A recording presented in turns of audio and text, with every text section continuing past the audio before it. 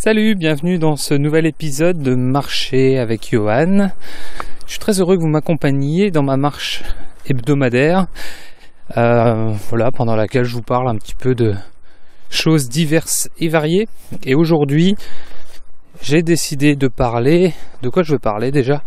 C'est moi réfléchir 2 secondes. J'ai un trou de mémoire. Je choisis les sujets quelques minutes avant d'enregistrer et je me suis dit...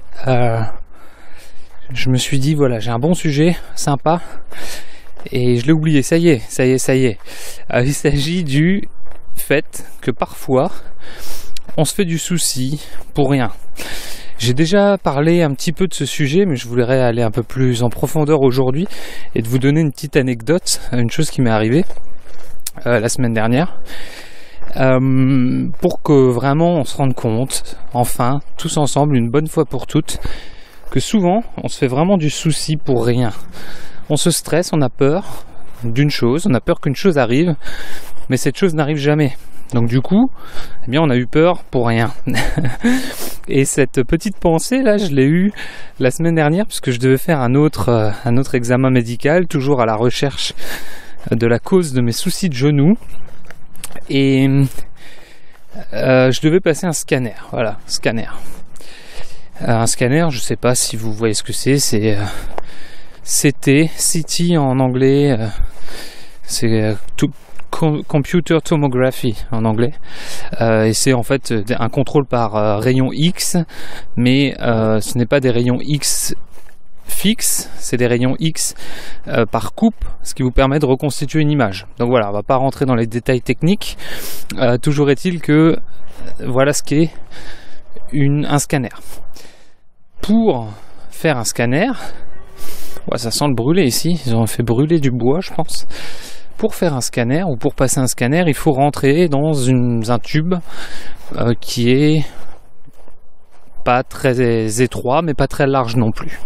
Moi j'avais eu une très mauvaise expérience avec un contrôle qui s'appelait l'IRM dont j'avais parlé, là où c'est un tube très très étroit, et j'ai pas réussi à rester dedans parce que, j'en parlais dans un autre podcast, je suis claustrophobe. Et là on m'avait prescrit ce scanner. Je savais que j'allais être dans un tunnel, ou en partie, que j'allais avoir des petits soucis de claustrophobie, donc j'ai bien suivi les conseils de notre amie Sacha. Je me disais allez, je suis pas claustrophobe, je suis plus claustrophobe.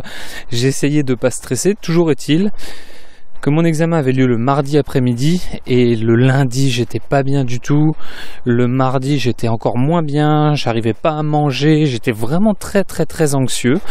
Donc c'était une réaction purement émotionnelle et non réfléchie, puisqu'à chaque fois que je réfléchissais de façon pragmatique au problème, je me disais Johan, il n'y a aucun risque, déjà tu vas certainement pas être très enfermé, et même si tu es enfermé c'est pas grave, tu respires, tu peux arrêter à tout moment, il ne peut rien t'arriver, etc.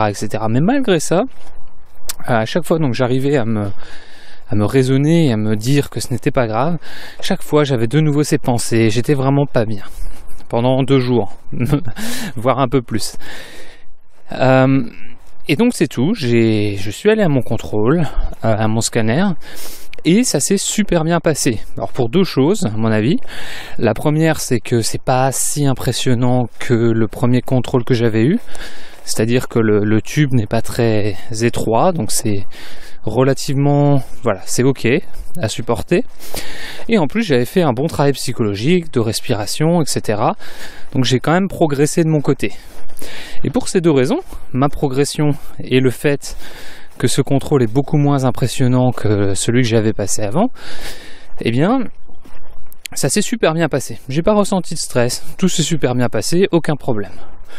Donc au final, si on regarde un petit peu si on fait les comptes de cette histoire, on s'aperçoit que j'ai passé 2 jours à stresser, à être mal, à m'être fait mal, parce que le stress, on sait que c'est très mauvais, même si, c'est pas un stress prolongé, donc ça ne m'a pas détruit le corps. Toujours est-il que, j'ai fait subir quelque chose à mon corps, alors qu'au final, il n'y avait absolument rien de critique. Et au final, il n'y a qu'une chose qui reste, c'est l'anxiété, le stress que j'ai eu, alors qu'il n'y avait absolument aucun souci.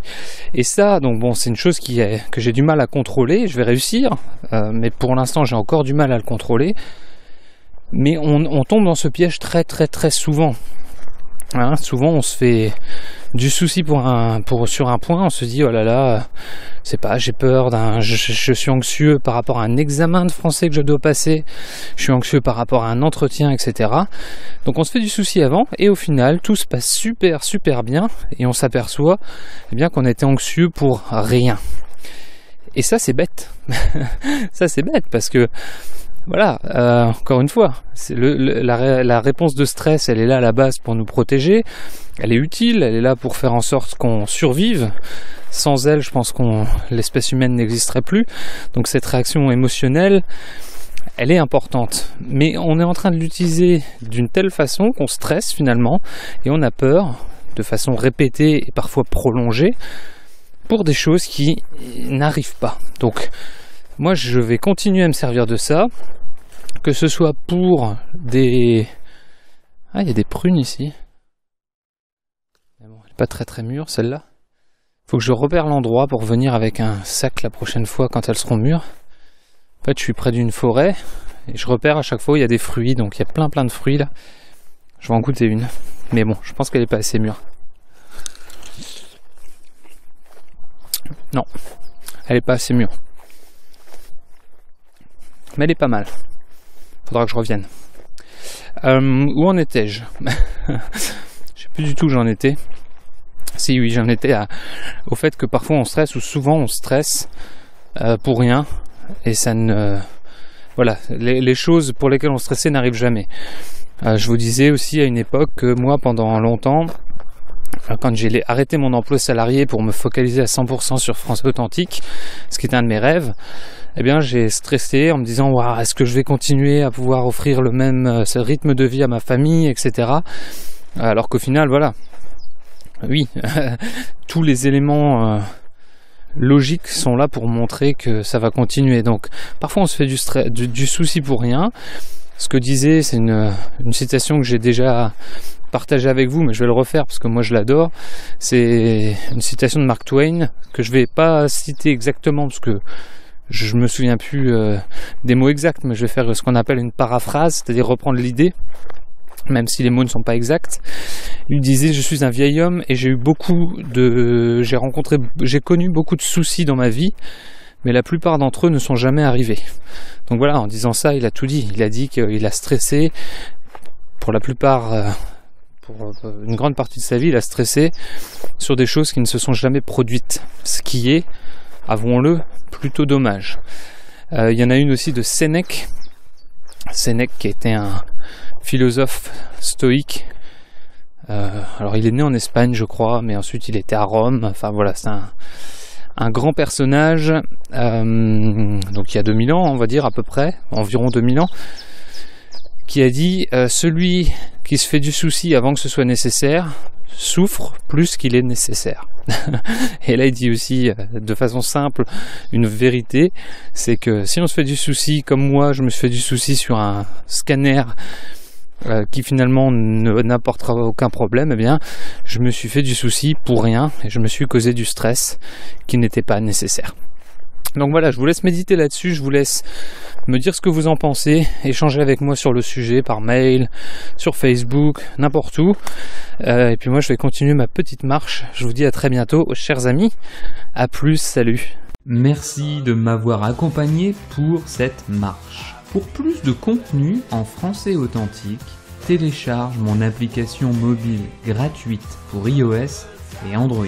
Visite tout simplement www.françaisauthentique.com/am comme application mobile. Si tu pouvais noter l'application sur iTunes ou sur le Google Play Store, je serais super content.